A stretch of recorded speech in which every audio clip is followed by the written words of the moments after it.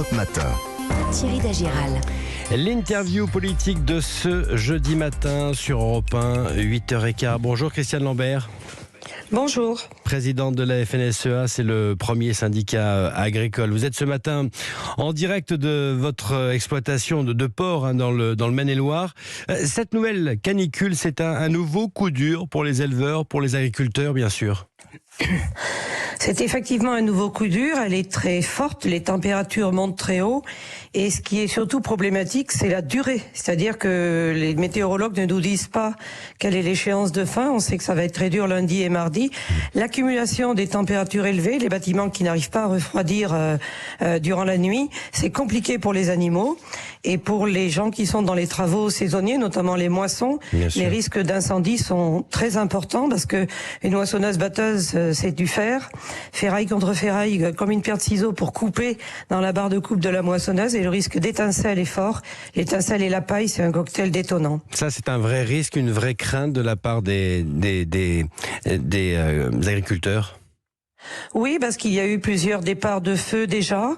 Il y a aussi dans un certain nombre de départements, je pense à l'Oise notamment, des arrêtés préfectoraux qui ont été pris par mesure de sécurité.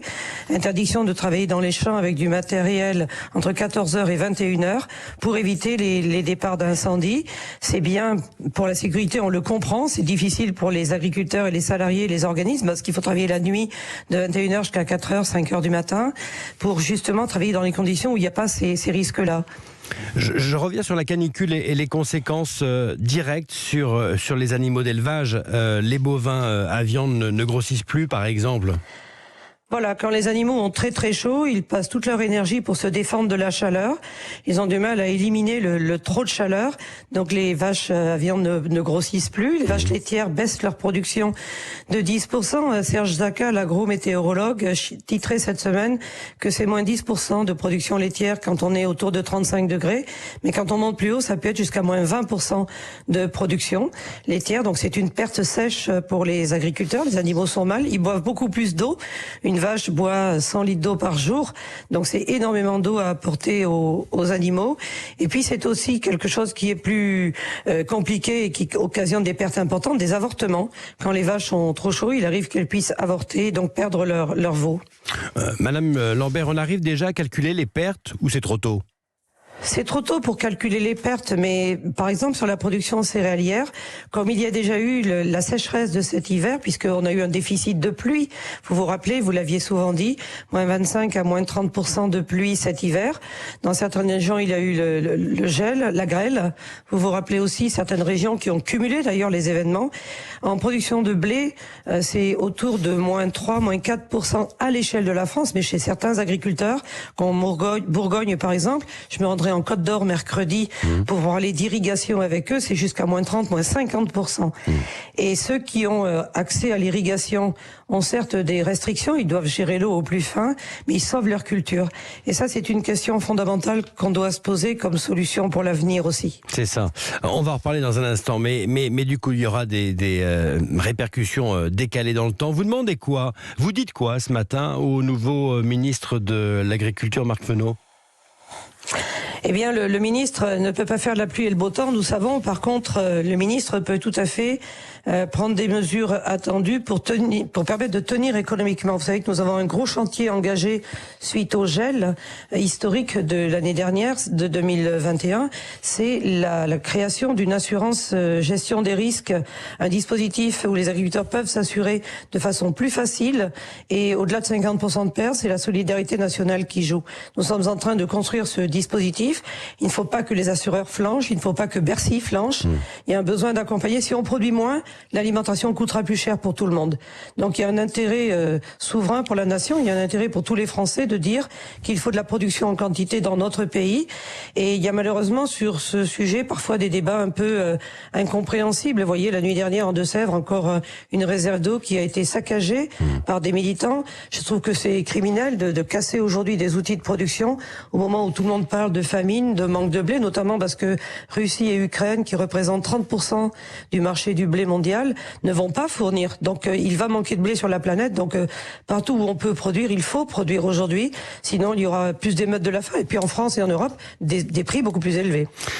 Christiane Lambert, sur Europe 1 ce matin, la présidente de la FNSEA. Autre sujet qui est lié, bien sûr, c'est celui du pouvoir d'achat. Je recevais lundi dans la matinale d'Europe 1 Michel-Édouard Leclerc qui veut revoir la loi Egalim, loi qui protège mieux les producteurs afin, dit-il, de pouvoir baisser ses prix. Ça vous fait réagir, hein? Bien sûr, ça fait 30 ans que Michel-Édouard Leclerc dit qu'il faut baisser les prix. Mais vous savez, ça tient en 3 phrases. Jamais l'alimentation a été aussi peu chère en France. Jamais il n'y a eu autant de précaires alimentaires. Donc c'est un échec cuisant de la méthode Leclerc. Il veut des prix toujours moins chers. Il a saccagé beaucoup d'industries françaises et d'exploitations françaises. Il y a moins 100 000 exploitations en 10 ans. C'est bien parce que les gens ont eu des économies trop tendues et n'ont pas tenu bon. Donc c'est pas la bonne solution et nous l'avons dit. Et d'ailleurs Bruno Le Maire a fait volte-face, a changé d'avis et tant mieux. Mais il faut maintenir cette loi. Mais Madame Lambert, en bout de chaîne, il y a nous consommateurs. Comment on peut concilier pouvoir d'achat des consommateurs et assurer un revenu bien sûr aux agriculteurs ? Alors d'abord, la dépense alimentaire aujourd'hui, pour vous, pour les Français, c'est 13%. Vous consacrez 13% de votre budget à l'alimentation, c'est tout. Parce que le prix de l'alimentation a baissé. Vous consacrez beaucoup plus à le logement, la voiture, des dépenses dites incompressibles. Et donc pourquoi est-ce l'alimentation qui devrait être le budget sur lequel on dit allez, baissez encore? Non, je crois qu'il y a aujourd'hui à inventer des dispositifs pour ceux qui ont le moins les moyens, mais vous, qui avez les moyens, moi aussi.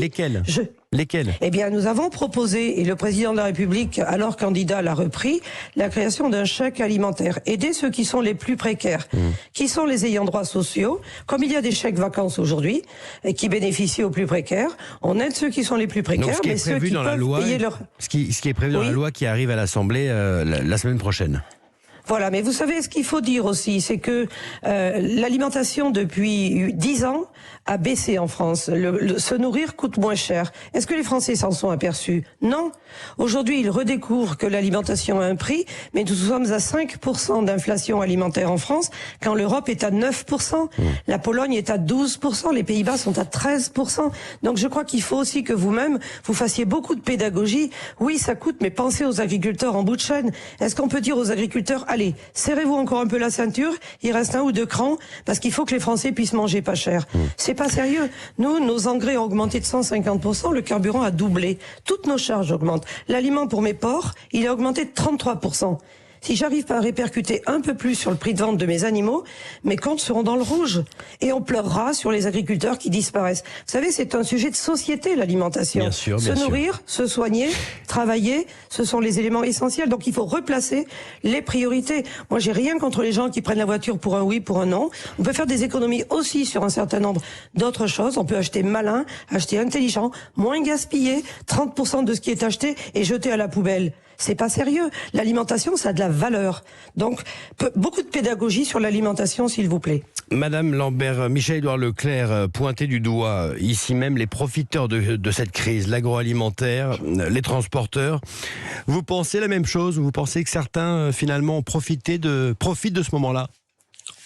Alors Michel-Édouard Leclerc s'érige en chevalier blanc de la distribution, en ministre de la consommation. Il ne l'est pas. Je vous rappelle que c'est un entrepreneur qui veut faire du profit, qui veut gagner de l'argent. Et c'est ce qu'il fait depuis 30 ans, copieusement. Les dirigeants des magasins sont pas les plus pauvres dans les régions et on le sait, qu'il regarde un peu ses marges à lui. Il a des idées pour compresser les autres, mais il ne propose pas grand-chose. Non, mais Michel-Édouard Leclerc sait très bien pourquoi cette loi a été faite. Je vais vous le dire. Il dit il faut baisser le seuil de revente à perte. Quand Michel-Édouard Leclerc vend du Coca-Cola, du Nutella et des produits qui sont des produits d'appel, il fait 0% de marge. Il les vend à prix coûtant pour attirer le client. Et qu'est-ce qu'il fait pour quand même gagner de l'argent après? Il fait 40% de marge sur les pommes, sur la viande ou 20% de marge sur d'autres produits. C'est-à-dire ce sont les PME françaises qui trinquent et il le fait sur le dos des petits industriels français, majoritairement les TPE françaises. Il n'est pas là pour vous répondre, mais je vous fais réagir sur cette notion de profiteur. Souvent là, il est souvent invité, il dit des choses très fausses et personne ne le contredit. Je souhaite que les journalistes approfondissent un petit peu plus. Sur cette notion de profiteur de crise, vous en pensez quoi, vous? Alors, s'il y en a, il faut les débusquer. C'est la raison pour laquelle moi j'ai demandé à Bruno Le Maire mardi dernier lors de notre rendez-vous. Et il y a une enquête de l'inspection des finances. Voilà. Une enquête de l'inspection des finances et il y aura un producteur de notre organisation dans cette mission pour justement avoir la transparence totale. Si certains industriels margent trop, il faut le dire. Mais si certains distributeurs trouvent des moyens aussi de contourner la loi, quand ils font 70% de rabais sur un produit, qui paye ? Qui paye? Ce sont les fournisseurs qui sont serrés à blanc.